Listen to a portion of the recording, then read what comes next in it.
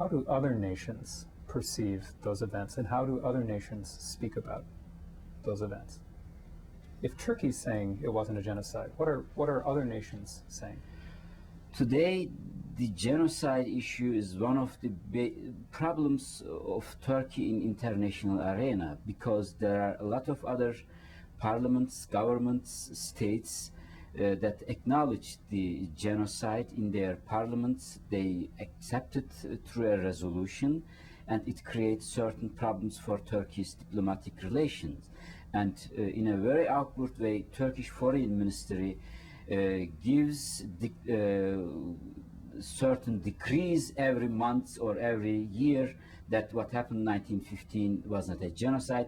Turkish Foreign Ministry is like a historian institute, an institute on history, and they gave decrees what happened in 1915 was not a genocide. This is one of the diplomatic political field of Turkish Republic in international arena, and Turkey uses its role in the Middle East in order to suppress the other governments, to pressure Turkey to acknowledge the genocide.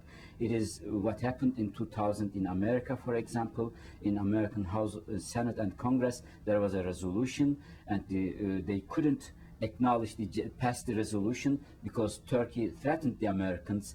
In case of acknowledgement of the genocide, they are going to shut down the American bases in Turkey. This means it is an ongoing problem in international arena between Turkey and the other countries. They want Turkey to acknowledge the genocide, but they don't want to lose Turkey as a partner within NATO, in the problem of the Middle East. That's why this is an ongoing tension between the Western governments and Turkey. Will the rest of Europe allow Turkey to continue with this and allow them into the European Union? What's the circumstance in terms of the requirements Turkey will face in order to become a member of the European Union? Armenian genocide will be one of the major issues that Turkey should deal with during this negotiation process. And we hope that within this process, Turkey first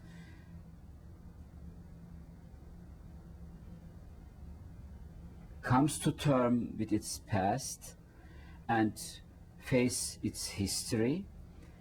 Whether or not acknowledging of genocide become a precondition for Turkey's full membership is an open question, because there is no legal jurisdiction in European Union which says Turkey that Turkey must acknowledge first genocide in order to be a member of European Union. The redressing the historical injustices has never been a precondition for the membership of European Union. In that sense, it could be a legal problem. But what Turkey can never do that, to suppress the discussion, open discussion, and come in terms with its past, and to let the civil society to discuss openly on that topic. And it will allow the Turkish civil society to discuss this issue and to acknowledge the genocide at the end, because it is such an open question, such an open issue. You can compare in that sense with the existence of the Kurds. You can't argue in a free and open society that there are no Kurds in Turkey, and in that sense you cannot argue in an open and free society that what happened in 1915 was not a genocide, was a simple deportation of the Armenian people. There are certain resolutions of European Union. The first resolution was 1987, and after that, every 3 or 4 years, European Union passed certain resolutions and asked Turkey to acknowledge the genocide.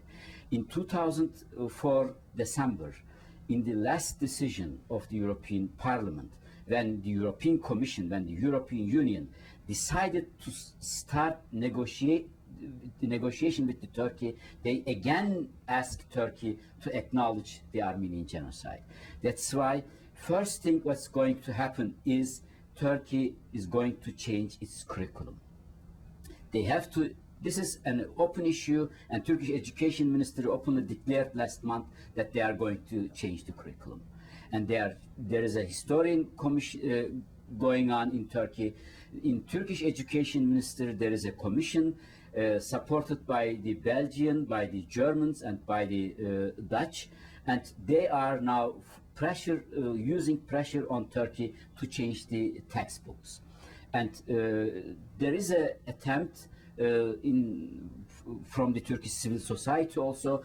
They checked, for example, they examined almost all Turkish school books, and they found out more than 40,000 racist, chauvinist, and sexist expressions.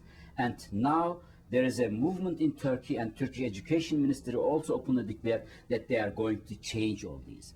The first movement will be changing the Turkish curriculum and teaching the history, not in a way what the state wants, but based on certain values, moral values that Europe has already has. And this is the first step. And the second step will be, of course, an open discussion in Turkey, open debate in Turkey. And this will, I think, bring certain radicalization in Turkish society, because there are certain segments in Turkish society, like the nationalists or certain fascist movement, they will vehemently oppose to the open discussion on the genocide. But this will be second step, and this will end, I hope, with an apology what happened in 1915, with an apology from the Armenian people, and not only from the Armenian people, with an apology from all other ethnic groups which had experienced certain historical injustices in the past.